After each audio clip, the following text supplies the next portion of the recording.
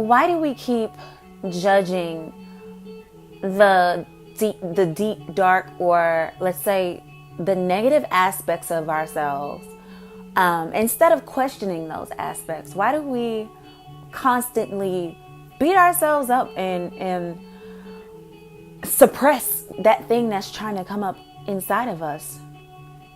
What is that? Why is it there? What is it trying to teach you?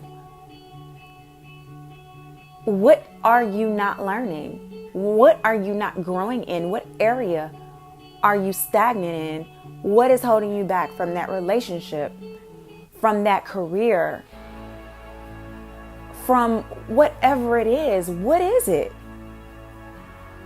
So every time I find myself going through a growth spurt spiritually, I find that thing just continues to come up, and it comes up and it starts to come up so much that I am surrounded by it, and it's looking at me in the mirror every day. How does it come up? It might come up in an experience that I have with someone. It might come up in an interaction that I have that just explodes out of nowhere. It just might come up in the smallest thing that can get under my skin. But what I find is, until I ask the question as to why is it coming up, it won't leave my side. How many of us go through life with things coming up that need to be healed, but we keep suppressing it? And now it's 5 years later. Okay, now it comes back up. And now it's 2 more years later. And it continues. And then before you know it, you're 40 years old and you're confused as to the results that you've gotten based on your choices. Right? And when is it time to stop complaining? When is it time to stop running? When is it time to stop fearing yourself and address yourself? Because if it keeps coming, it probably isn't everyone else. They could be a part of the problem, but the reaction that you choose is yours. It's always yours. And this is twofold, because I see it in personal development, and I also see it in business development.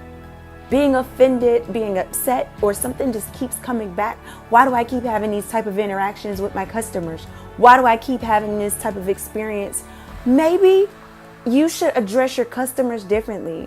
Maybe you should be more prompt. Maybe you should work on your communication. So the more we chastise ourselves, we think we're doing a good deed. In actuality, you're doing the reverse. It's not going to do anything but push it deeper, suppress it longer, until it cannot be contained, and it's just in your face, ready to be dealt with.